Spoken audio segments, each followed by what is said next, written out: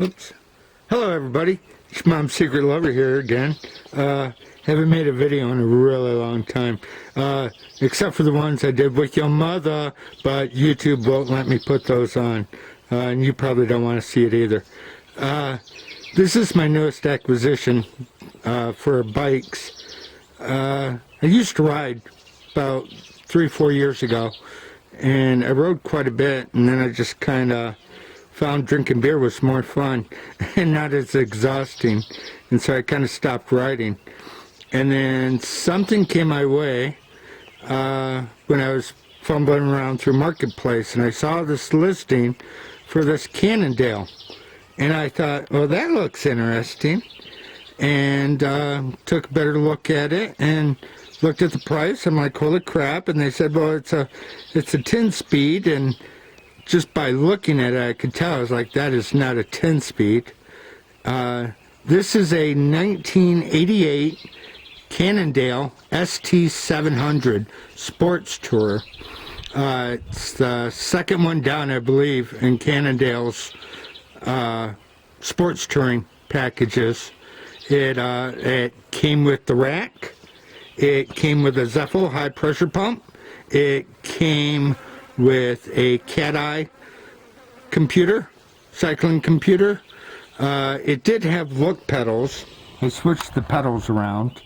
I got rid of a lot of my cycling stuff, but I did not get rid of my clipless pedals. I just always knew I'd find a home for them, and I did. For the most part, sorry about that. For the most part, it's pretty original. There are a couple components that have been switched out, going by the date codes and by Cannondale's brochure. But this thing was super clean. Someone took care of it. You could tell by the greasing. You could tell by the drivetrain, how clean the drivetrain is, and all the components. The one thing was, there was a couple aspects that it had some curb rash, and I'm going to come up. It had some curb rash right there on the brake lever, and also the handlebar tape was green. It was this really trashy green, and I got rid of that, and I stopped at the bike store and I picked up some handlebar tape.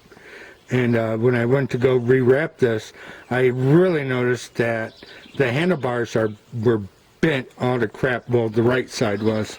So I get to replace the handlebars, because once you bend them, aluminum ones, it's like anything else. Once it's bent, it's gonna go to crap eventually, and you don't want to do that on a road, downhill, or on a turn or something. And handlebars, they're not that expensive. Came with the original touring seat. Came with 27 by 1 1/2 wheels, but with pressed inner tubes. Tires aren't that bad a shape. Here's another shot of the drivetrain. Super clean. Super clean. And actually, you know, I just gave it a fresh little wash. And for 1988, this thing's amazing. Yes, I know, I have a Trek saddlebag on the back. Don't give me any crap. That's all I could find in what was left of my bike stuff. Another thing was when I did the handlebars were lowered all the way down. I don't know how tall the rider was, but the handlebars were pretty much down a good 1.5 to 2 inches. And so when I raised the handlebars up, because I'm a taller rider, oh, by the way, this is a 23-inch frame. When I raised the handlebars up, the cabling for the front brake was too short. This is different cabling. But I had to put brand new cabling. So what they did was they had it down, they put the brake cables in, and they just had it for that. So I don't know if any of that makes sense, but the cabling was too short when I tried to raise up the handlebars. So this is going to get, I'm going to start riding this, maybe lose some pounds. And I got to get new cables, cable housing, new handlebars, handlebar tape, Like I said, the tires aren't too bad. I still like my pedals. I gotta get some lights, put some lights on here. And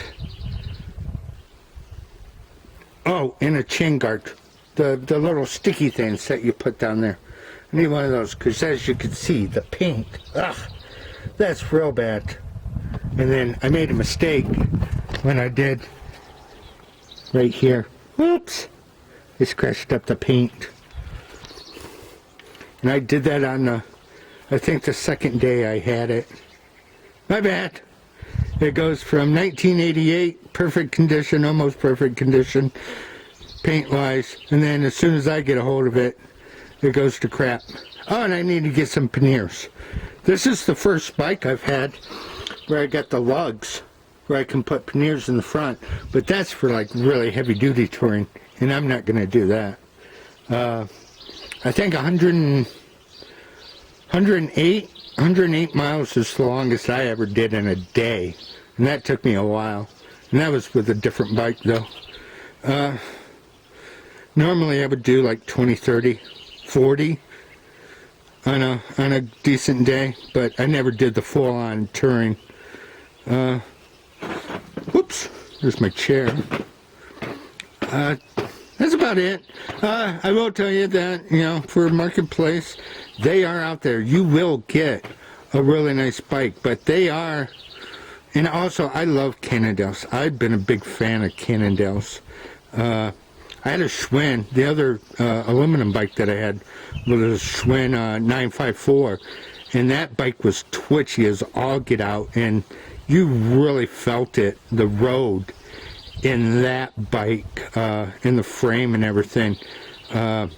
This one, it's not so much with the steel front, but the aluminum frame. It's a little bit more forgiving than that Schwinn was, but I've always loved Cannondale bikes, made in U.S., quality bikes, really neat stuff. I've really been a big fan of the thick tubing and everything, like your mother is with my thick tubing. We'll talk about that at another time. Anyway, that's it. Hope you enjoyed this video. Comments, questions, like, subscribes. I think I'm up to 22 subscribers. You guys are letting me down here. Come on. We got to get it up to 69. I made a bet with your mother. Okay? And if it doesn't work out for me, I don't know. I don't want to hear it from her. Okay? Talk to you later. I'll have another video coming out soon. Have a good one. Bye.